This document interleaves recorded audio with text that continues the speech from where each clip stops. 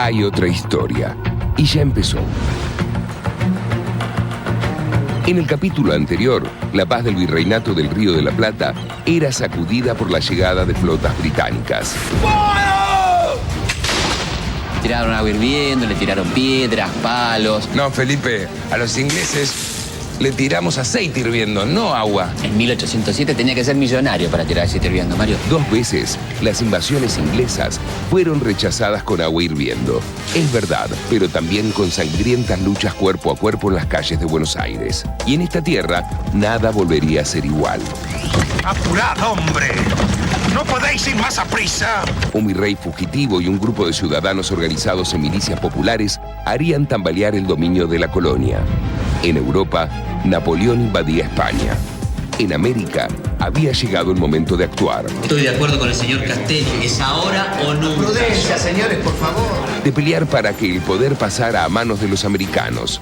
De conseguir que las riquezas de estas tierras se quedaran de una vez por todas en estas tierras. ¡Que salga el virrey! ¡A ver, cisneros! ¡A ver, por cojones! ¡Escucha la voz del pueblo! En 2 vertiginosos días, el Cabildo de Buenos Aires va a deponer al nuevo virrey y nombrar a una junta integrada en su mayoría por criollos. Si el derecho de conquista pertenece al país conquistador, justo sería entonces que la España abandone las pretensiones que tiene de defenderse. Era el primer capítulo de la lucha por la independencia de un país que todavía no tenía nombre. En aquella junta había personajes como Saavedra, que solo buscaban que los españoles compartieran su poder. Pero había otros que querían una verdadera revolución. Los de España han perdido su tierra. Los de América estamos luchando para salvar la nuestra. Convertir este suelo en un territorio de justicia y libertad para todos. Y así les fue. Mariano Moreno sería asesinado. Su cuerpo terminaría en las oscuras profundidades del Océano Atlántico. A Castelli y a Belgrano, sus 2 principales aliados, les iría apenas un poco mejor. Serían enviados al frente de misiones militares casi suicidas. Los revolucionarios de Mayo parecían derrotados. Pero esta historia continúa.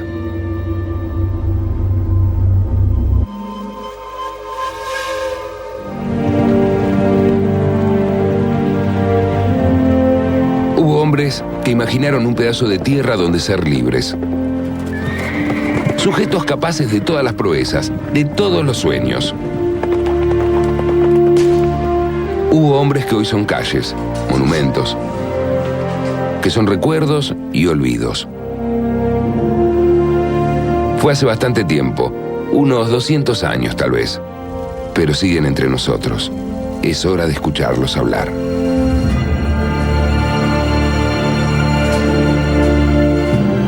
Capítulo 2. ¿Cómo seguimos? Vamos a hablar de Manuel Belgrano. ¿Te acuerdas dónde habíamos dejado a Manuel Belgrano? Sí, Belgrano lo dejamos como vocal de la primera junta y partidario de Moreno. Perfecto. Justamente en la movida de Saavedra por apartar a los sectores más revolucionarios de la Junta, Belgrano es enviado al Paraguay, cuyo gobernador no respondía a las órdenes de la Junta. Pero Belgrano era abogado, Felipe. Abogado, economista, periodista, justamente un intelectual que estaba pensando el país. ¿Y cómo nace un intelectual en esa época? Vení que te cuento. Era el hijo de un importante comerciante que lo envió a estudiar a España. Estudió en Valladolid y Salamanca en plena Revolución Francesa y vivió intensamente el clima de ideas de la época. Acá funcionaba el consulado, un organismo dedicado a fomentar y controlar las actividades económicas del virreinato. El primer secretario del consulado iba a ser Manuel Belgrano. Y es curiosamente desde este lugar que comienza a difundir su pensamiento. Un pensamiento totalmente de avanzada para la época, ¿no? Imagínate, fomento de la industria, protección del mercado interno, igualdad de oportunidades entre el hombre y la mujer, y hasta una reforma agraria basada en la expropiación de tierras sin producir para repartirlas entre los indigentes. ¿Y alguien le daba bola? ¿En el consulado? Nadie. Cuando los ingleses toman Buenos Aires en 1806, Belgrano es el único funcionario que se rehúsa a jurar por la corona británica. Y durante los primeros meses del año 10, participa en las reuniones secretas de la jabonería de don Hipólito Vientos. Sí, lo tengo visto. ¡Que no escapen! ¡Miren cómo corren, cagones!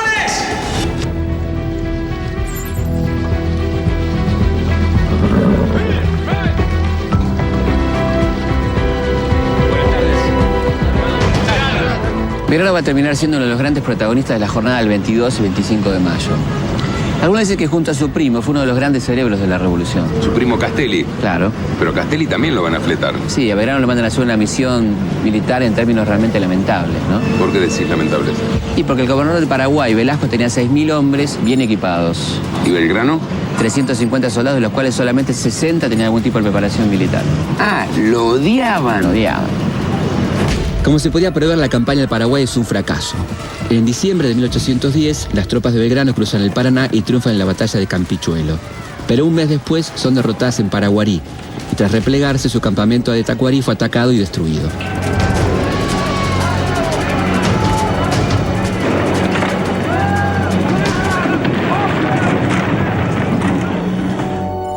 Belgrano volvió a Buenos Aires para ser juzgado por su actuación militar, aunque el proceso quedó en la nada.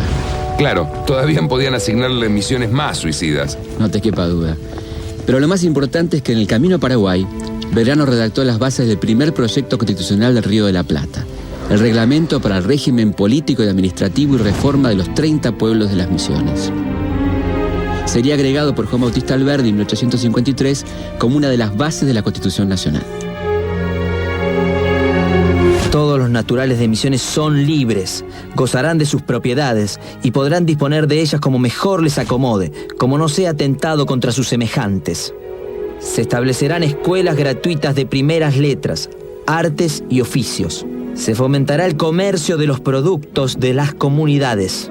Entre criollos y naturales existirá igualdad absoluta. Los naturales recibirán tierras para su trabajo en forma gratuita. Se castigará con la pena de muerte a los patrones que apliquen castigos a sus trabajadores. Una vez asegurada la obediencia de las intendencias de Córdoba y Salta, el ejército al mando de Castelli se dirige hacia el Alto Perú. Es derrotado en Cotagaita, pero vence a los españoles en la batalla de Suipacha. En mayo de 1811, el jefe realista Goyeneche había pactado con Castelli una tregua de 40 días. Sin embargo, los españoles violan la tregua, atacan a las fuerzas argentinas por sorpresa y las derrotan en Huaqui. Durante el ataque, el saberista Viamonte se negó a desprenderse de uno solo de sus 1.500 hombres. El desastre fue total.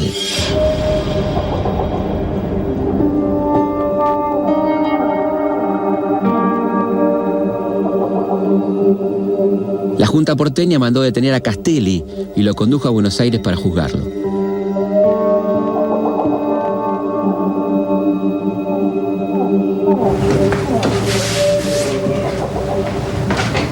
Pero en Castelli, otro proceso más terrible que el judicial se había desatado hace algunos meses.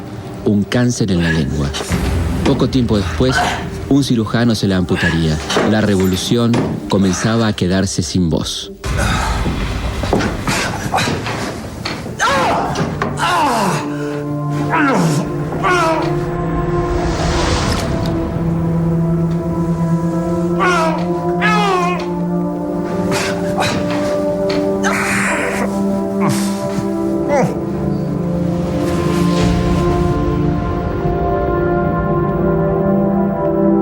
Juan José Castelli murió el 12 de octubre de 1812. Solo Monteagudo y su primo Belgrano lo visitaron hasta el final.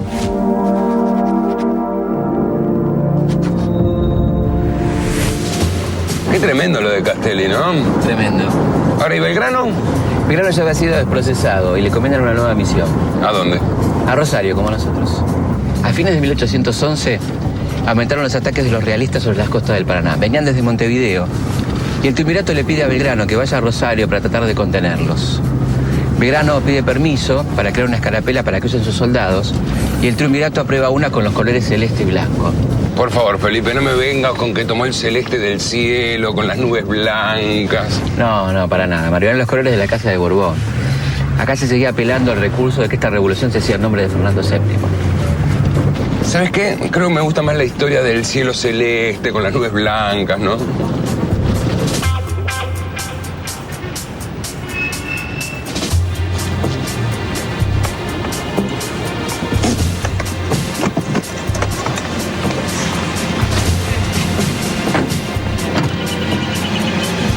Belgrano hizo formar a su tropa frente a una bandera que había cosido una vecina de Rosario y ordena a sus oficiales y soldados jurarle fidelidad.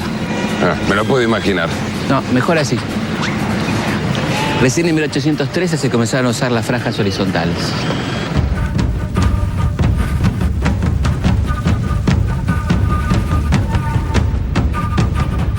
Acá se jura la bandera por primera vez, pero nunca me contaste qué opinó de todo esto Rivadavia y el Triunvirato. Les pareció un acto de una osadía tremenda. Le obligan a guardar esa bandera y a seguir usando la española. ¿Nos vamos a casa? No, seguimos a Belgrano. ¿Y ahora a dónde va? A hacerse cargo del Ejército del Norte. Pues este tipo no tiene paz. Perdón, Felipe, ¿y el Ejército del Norte queda muy al norte? Muy al norte, Mario, en Jujuy. Muy al norte.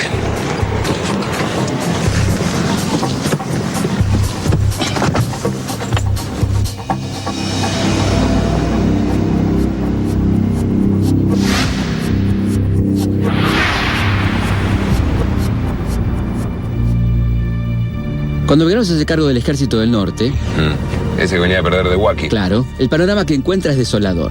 De los 1.500 soldados sobrevivientes, casi 500 estaban heridos o enfermos. Había 600 fusiles y 25 balas para cada uno. ¿Y del otro lado? Una fuerza de 3.000 hombres al mando del realista Pío Tristán. A esta altura ya no tenemos duda que en Buenos Aires a Belgrano lo odiaban. Qué increíble.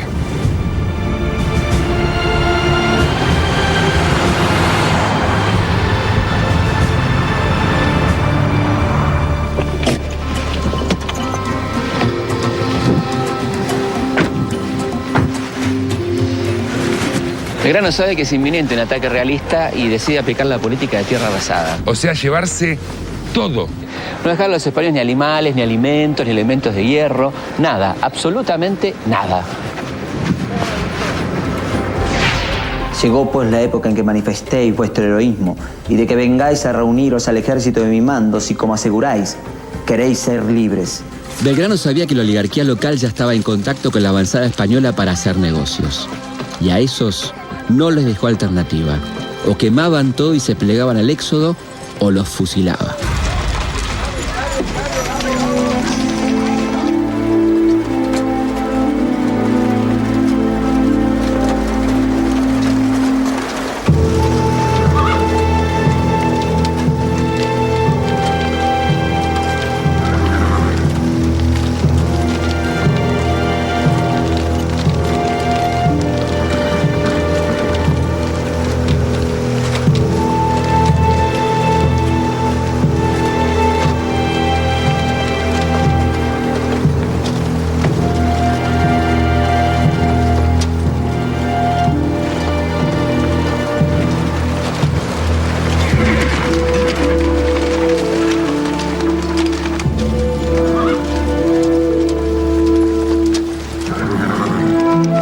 El resto de la población colaboró fervientemente, perdiendo lo poco que tenían, que para ellos era todo. ¿Cuánto duró el operativo? En 5 días se cubrieron 250 kilómetros y poco después llegaron a Tucumán. 5 días caminando. Llevando todo lo que podía ser transportado en carretas, mulas y caballos. Se cargaron muebles, se arreó el ganado en tropel, se quemaron las cosechas y los objetos que no podían ser transportados.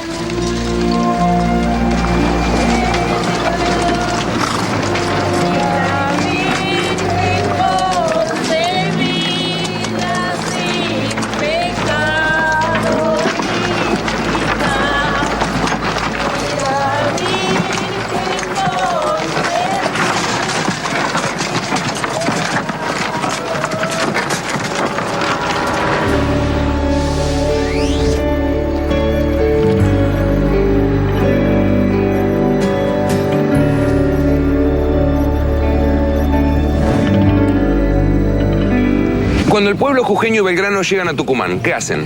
Y el pueblo tucumano le pide formalmente a Belgrano que se quede para enfrentar a los realistas. Y por primera y única vez, Belgrano desobedece a las autoridades que lo querían obligar a bajar a Montevideo para enfrentar a Artigas, ¿no?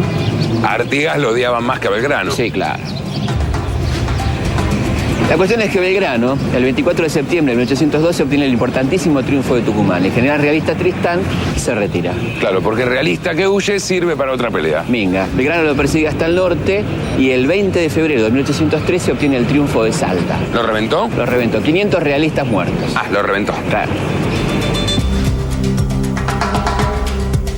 Por las victorias de Salta y Tucumán, Belgrano recibe un premio de 40.000 pesos solo de la Asamblea del año 13, pero pide que esos fondos se destinen a la construcción de 4 escuelas en diferentes partes del país. Qué bueno, lo importante que habrán sido esas 4 escuelas en esa época. Sí, lástima que el Estado tardó un poquito, ¿no?, en hacer esas escuelas. El dinero donado se perdió durante décadas dentro de un lugar oscuro y tenebroso, la deuda pública de la provincia de Buenos Aires. La Escuela de Santiago del Estero se hizo en 1822, pero no con plata de Belgrano. La plata la puso la provincia. Igual 4 años después, la Escuela de Santiago cerró. Recién 137 años después, Perón y Evita pusieron la piedra fundamental de la Escuela de Tarija, pero tardaron un poco en terminarla, 37 años.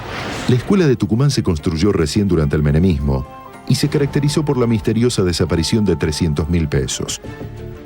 La Escuela de Jujuy terminó de construirse en el 2004, 191 años después de que Belgrano pusiera la plata. Si se calculara el interés acumulado durante casi 2 siglos a valores actuales, por aquellos 40.000 pesos oro donados por Belgrano, ¿se imaginan la cantidad de escuelas que se podrían haber hecho en la Argentina? ¿Y vos que pensabas que la corrupción había empezado en los 90? El gobierno central, que antes le había pedido que no combatiera en Salta y Tucumán, ahora le pide a Belgrano que suba y tome el Alto Perú. ¿Y hace caso? Al principio se niega, pero finalmente vuelve a Jujuy. ¿Hasta dónde siguió? Hasta Potosí. Felipe, ¿Belgrano hizo todo esto a caballo? Claro, y enfermo de paludismo como la mayoría de sus soldados. No me digas nada. Belgrano se instala acá y se nombra gobernador. No, Belgrano era otra clase de tipo. Se va a internar en el Alto Perú. Quiere encontrar a los realistas y vencerlos. Pero los realistas lo encuentran a él y atacan su campamento en Vilcapugio. Lo derrotan. Sí, pero Belgrano, en lugar de retirarse, organiza sus fuerzas y ataca a los realistas en el campamento de Ayohuma.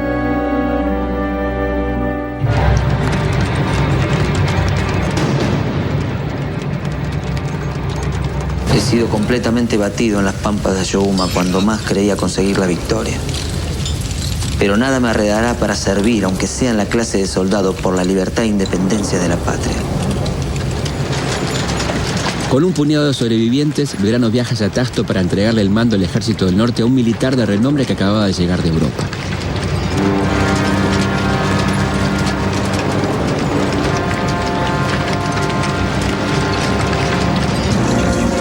Mi corazón toma un nuevo aliento cada instante que pienso que usted se me acerca. Porque estoy firmemente persuadido de que con usted se salvará la patria. Espero en usted un compañero que me ilustre, que me ayude y quien conozca en mí la sencillez de mi trato y la pureza de mis intenciones, que Dios sabe no se dirigen más que al bien general de la patria y a sacar a nuestros paisanos de la esclavitud en que vivían.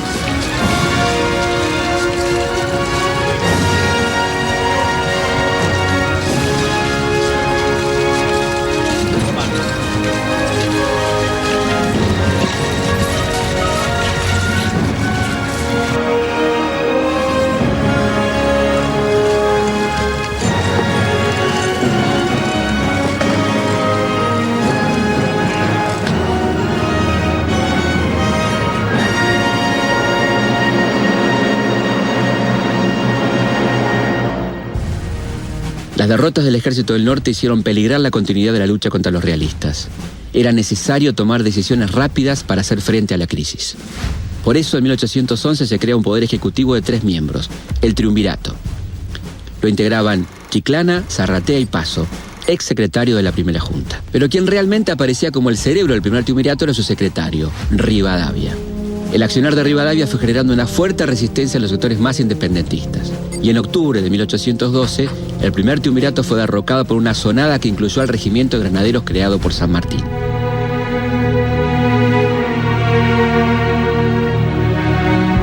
Se designó un segundo Triunvirato. Lo integraban Rodríguez Peña, Álvarez Jonte y el inamovible Paso.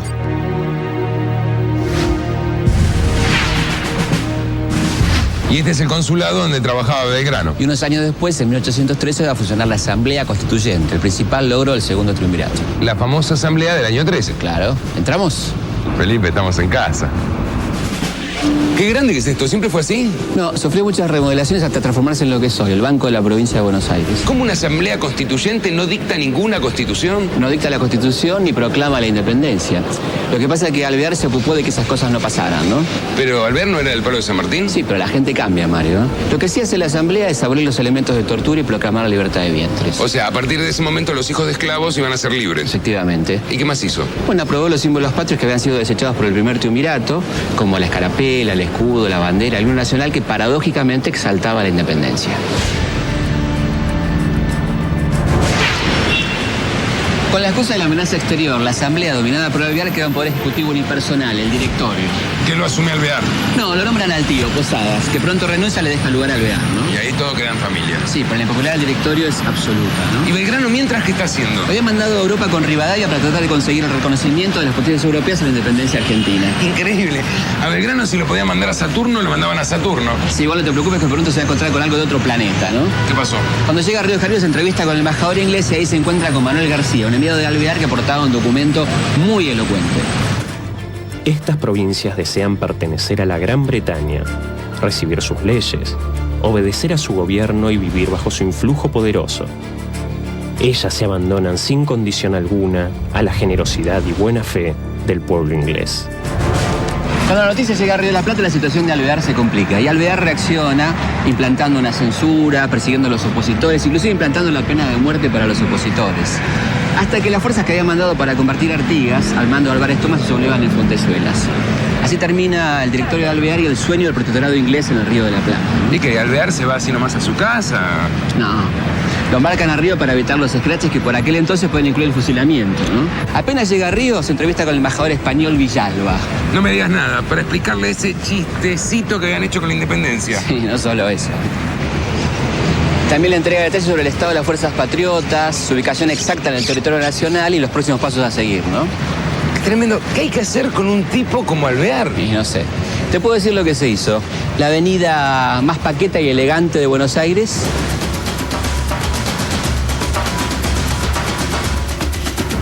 y el monumento más caro de Buenos Aires.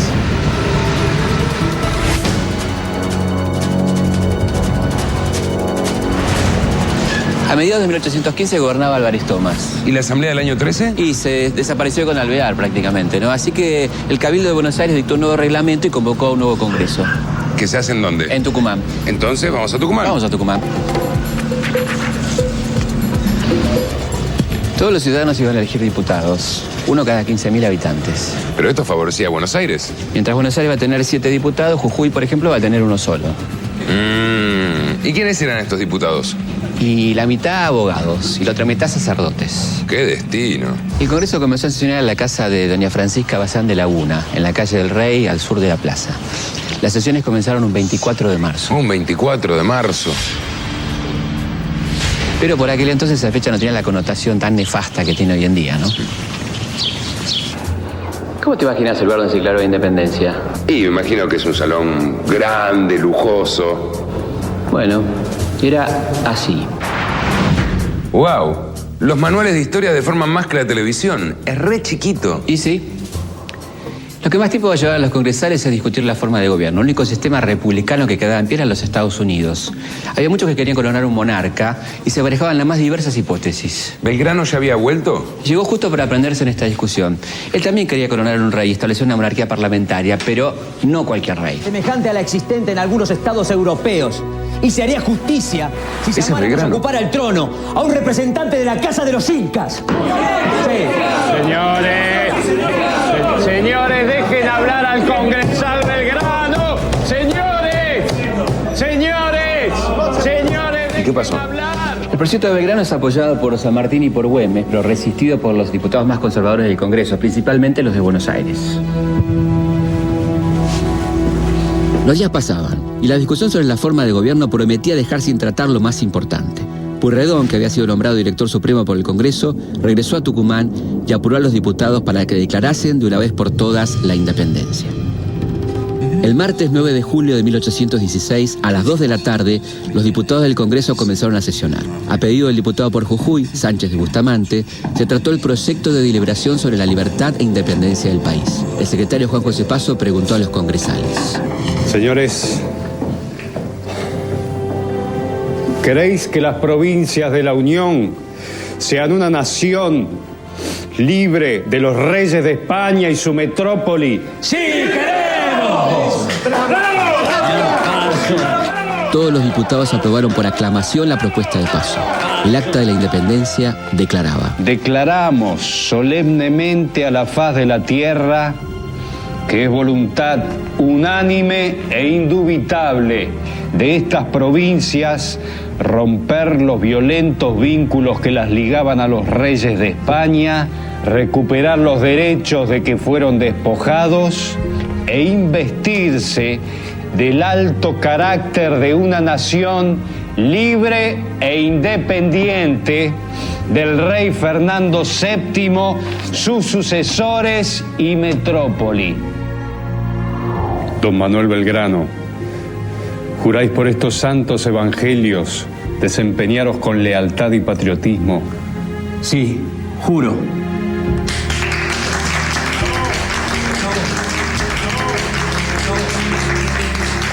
Se había dado un gran paso. Las provincias eran un territorio políticamente libre, pero España les había dejado una situación económica muy débil, y esto iba a llevar a que empezaran a depender de otras potencias europeas. En enero de 1820, el general Belgrano partió hacia su última misión, pacificar la provincia de Santa Fe, pero a los pocos días debió abandonar la comandancia y marchar a Buenos Aires. Estaba gravemente enfermo.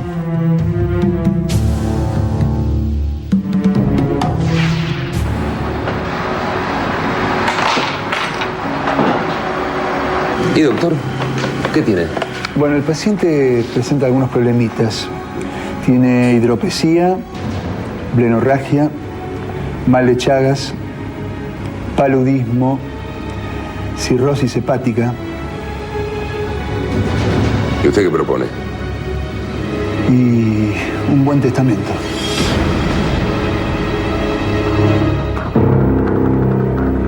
Ya en Buenos Aires, Belgrano le escribe al gobernador Zarratea exponiéndole su pésimo estado de salud y le acompaña una plantilla donde le detalla los sueldos adeudados por el Estado.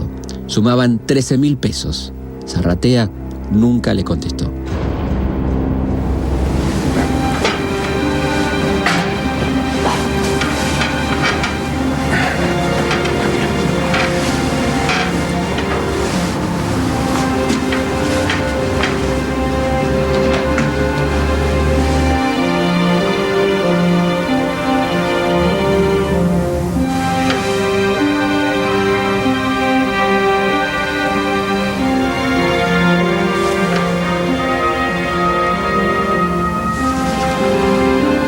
Sin dinero y ya casi sin objetos de valor para vender, Belgrano debió pagarle a su médico con su reloj.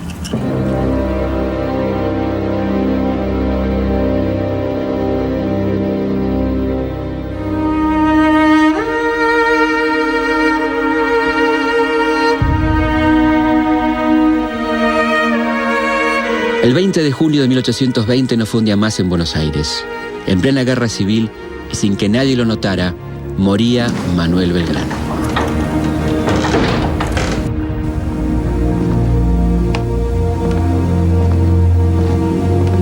Solo un diario de Buenos Aires, El Despertador Teofilantrópico, se ocupó de la muerte de Belgrano.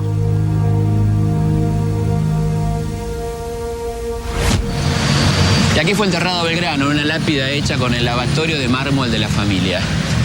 Pero este mausoleo es de 1902. Claro, en ese año exhumaron los restos, los trasladaron a este monumento. Estaban presentes dos ministros de Roca, Joaquín B. González y Pablo Richeri. ¿Sabés lo que hicieron? No, ni idea. Se llevaron de recuerdo los dientes de Belgrano. Así la Revolución de Mayo terminaba por devorarse a sus mejores hijos. Belgrano, Castelli y Moreno habían sido derrotados por un poder oscuro y conservador que intentaba preservar los aspectos más arraigados del régimen colonial.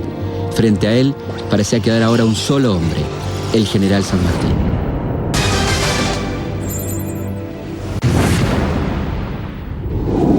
¿Y de dónde venía San Martín antes de llegar acá a Yatasto? Bueno, él había nacido en 1778 en Yapeyú, actual provincia de Corrientes, que por entonces integraba el territorio de las Misiones, ¿no? A los 5 años viaja con toda su familia a España y en 1789 ingresa como cadete en el regimiento de Murcia. Pero tenía 11 años. Sí, ya a los 13 libra su primer combate en la campaña de África, ¿no? En el sitio de Orán, en plena campaña expansionista del ejército español. Pero él ya a los 30 era teniente coronel y participa en la batalla de Bailén, donde derrotan a Napoleón y esto desata la ira del emperador, que lanza un ataque mortífero sobre Madrid de 300.000 hombres. Y ahí sí, San Martín viene a la Argentina. Primero pasa por Londres. ¿Por Londres? Por Londres. Vamos. ¿Para qué viene acá a Londres? Lo que pasa es que se entera de los movimientos revolucionarios en América y bueno, le picó el bichito, ¿no? Claro, la tierra de uno tira. Sí, aunque hay que decir que todo lo que sabemos de San Martín, por sus viajes, sus campañas, transcurrió en 10 años. 10 años vivió en Argentina. Todo lo que nosotros estudiamos en el colegio sobre San Martín pasa en 10 años nada más. Sí, solamente 5 son de su etapa adulta. Oh, mirá vos. En 1811 pide retiro del ejército español, que se lo da y le mantiene sus grados. ¿Y qué le dice a los españoles? ¿Que se va de vacaciones a Cuba? No, a Cuba no, le dice que se va a Lima, al Perú. Claro. Y como se iba a Lima, al Perú, viene acá. A Londres. Y vivió en esta casa durante casi 4 meses. Mirá vos, José de San Martín, de Liberator, 1778-1850. Soldado y estadista argentino, estuvo acá. Aguante de Liberator. Aguante. Bueno, la estadía de San Martín en Londres lo pone en contacto con las ideas liberales. Inclusive conoce a varios funcionarios del gobierno británico, porque seguramente fueron ellos los que le hicieron conocer el Plan Maitland. ¿Qué es el Plan Maitland? Un plan elaborado por un general escocés llamado Tomás Maitland, que proponía tomar Lima, Perú, el centro del bastión militar español, desde Chile. ¿Y San Martín lo va a cumplir tal cual? Lo va a tener muy en cuenta. No reconocerás por gobierno legítimo de tu patria, sino aquel elegido por la libre voluntad de los pueblos. Es acá en Londres donde San Martín va a tomar contacto con las sociedades secretas que tanto tuvieron que ver con la independencia de América. ¿En qué se parecían Winston Churchill y George Washington? Además de ser políticos y hablar en inglés, en que los dos eran masones. San Martín, el padre de nuestra patria, también. La masonería había nacido casi 1000 años antes en Europa, en el gremio de la construcción. Mason, en inglés, quiere decir albañil. Los constructores se agrupaban y se defendían de las tiranías de los reyes y de los señores feudales. Con el tiempo, la masonería se transformó en una sociedad secreta, iniciática y llena de simbolismos. San Martín había conocido a la masonería en España. Cuando viajó a Inglaterra se reunió con el venezolano Miranda y con todos los revolucionarios hispanoamericanos que planeaban ser libres, hermanos e iguales. Justo lo que predicaban los originales masones. Al llegar al Río de la Plata, San Martín y compañía fundaron la Logia Lautaro. La historia secreta de la liberación de América había comenzado.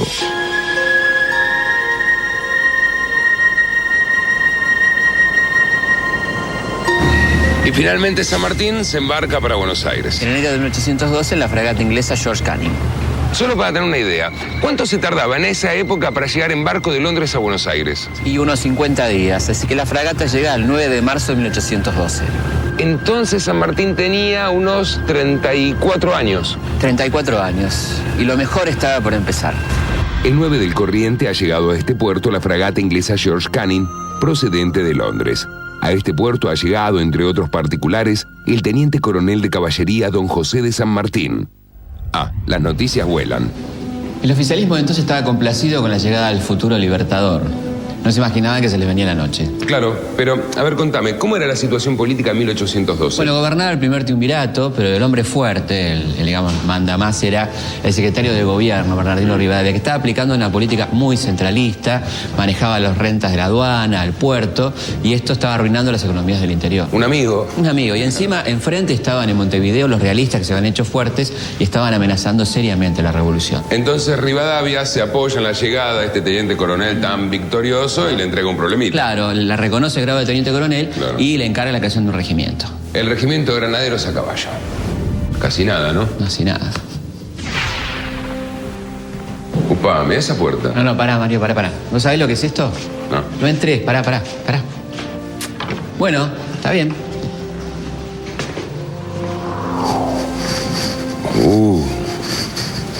¿Y este lugar qué es? No, pará, Mario. Hay que irse de acá. ¿Sabes qué está por pasar acá? No. Van a venir a fundar la Logia de Caballeros Racionales, una sociedad masónica. Así que de acá hay que irse. Sí, claro. Uy, ¿y esto qué es? Ya están viniendo, vienen para acá, vienen, vamos. Pará, ¿quién está viniendo? Vamos.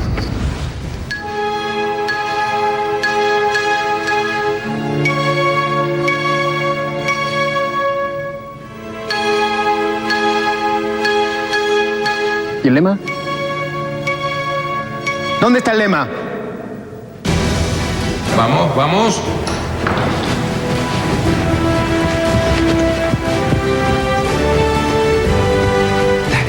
Dale.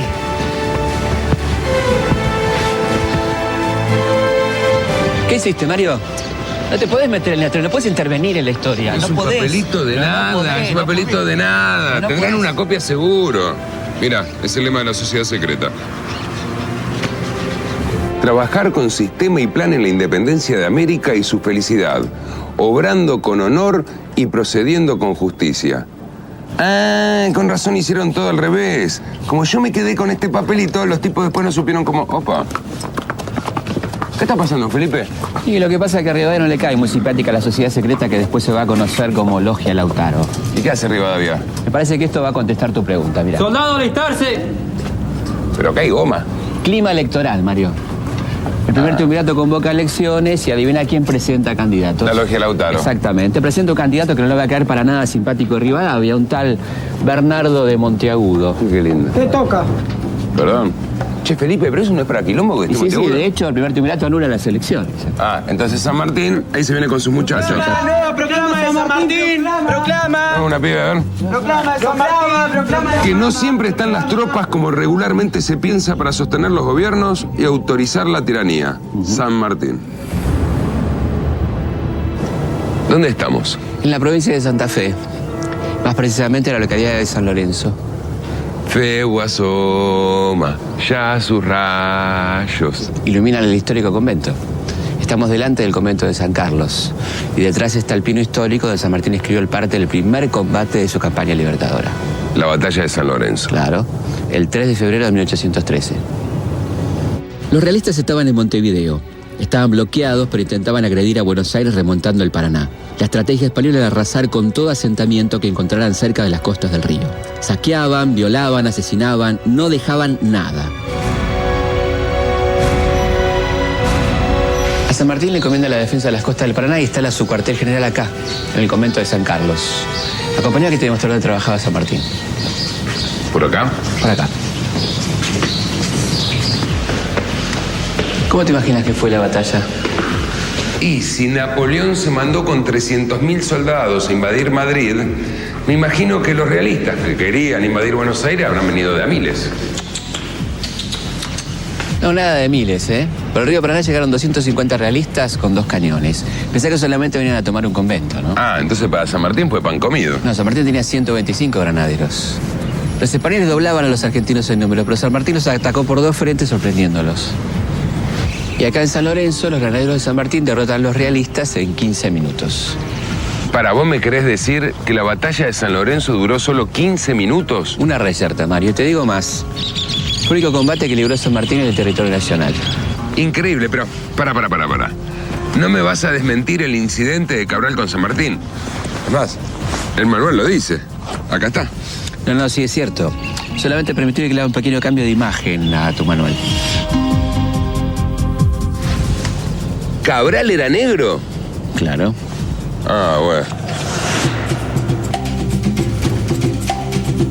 Bueno, nos vamos. ¿Hay más? Lo mejor está por comenzar.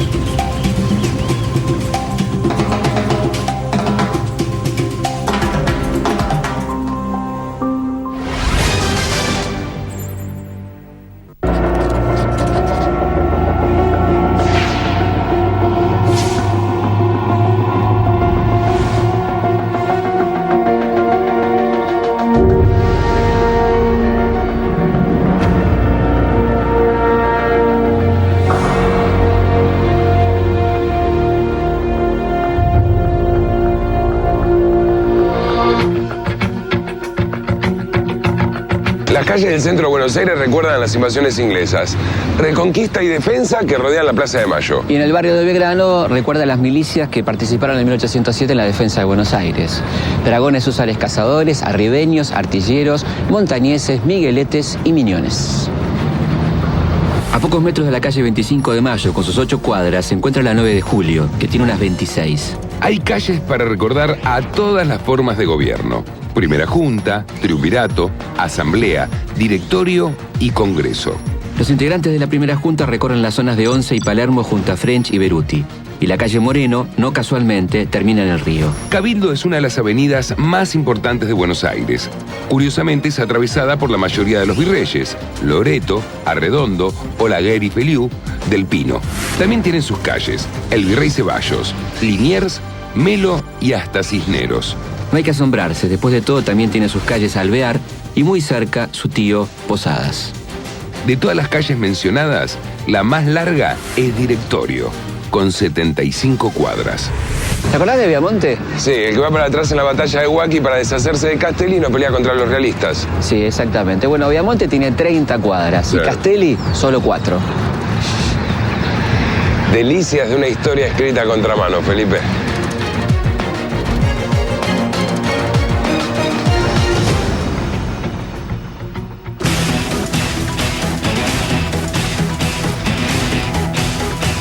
Estamos a punto de asistir a alguno de los emprendimientos más audaces de la historia del continente. San Martín va a enfrentarse a los enemigos más poderosos en las condiciones más adversas. Solo así podrá poner a salvo la llama de la Revolución de Mayo que dejará en sus manos Manuel Belgrano, quien en esos tiempos decía: debemos arder los que nos llamamos americanos y comunicar nuestro fuego a cuantos nos rodean para incendiar al tirano y sus secuaces y conseguir nuestros derechos con la libertad de la patria. En armas estamos todos y llenos del santo furor que inspira la justicia de nuestra causa.